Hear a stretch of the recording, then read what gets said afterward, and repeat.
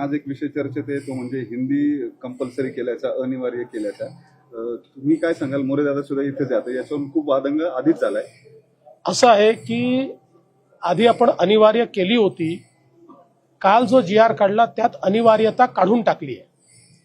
आता आपण असं म्हटलेलं आहे की कुठलीही तिसरी भारतीय भाषा तुम्हाला शिकता येईल.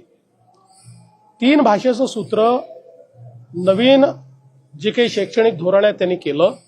ज्या नवीन शैक्षणिक धोरणामध्ये मातृभाषा ही अनिवार्य आहे, त्याच्या व्यतिरिक्त 2 भाषा, त्यातली एक भारतीय भाषा असली पाहिजे. एक स्वाभाविकपणे आपल्याकडे इंग्रजी लोक स्वीकारतात, त्यामुळे कुठलीही तिसरी भारतीय भाषा, त्याच्यामध्ये आपण पहिल्यांदा हिंदी म्हटलं होतं कारण हिंदीचे शिक्षक आपल्याला मोठ्या प्रमाणात उपलब्ध होतात, पण आता आपण ती अनिवार्यता काढून टाकलेली आहे.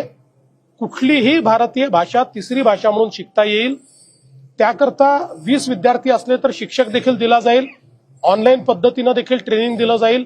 त्यामुळे आज जो बदल आपण केलेला आहे तो तिसऱ्या भाषेमध्ये हिंदीची अनिवार्यता काढण्याचा आणि कुठलीही भारतीय भाषा शिकण्याचा पर्याय आपण विद्यार्थ्यांना दिलेला आहे.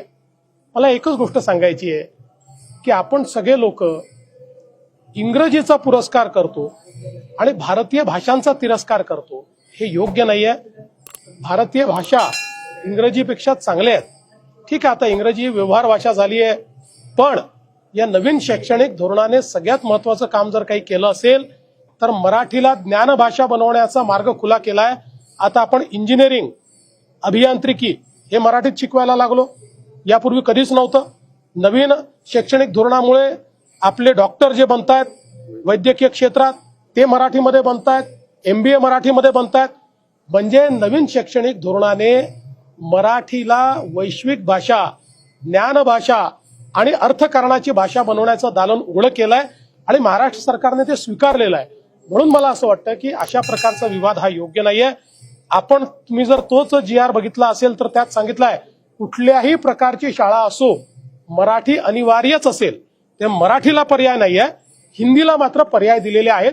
कुठलीही भारतीय भाषा ज्याला जी शिकायची ती शिकता येईल. राज ठाकरेंनी पत्रकार परिषद घेतली, थोडं कन्फ्युजन दिसतंय मग या निर्णयामुळे.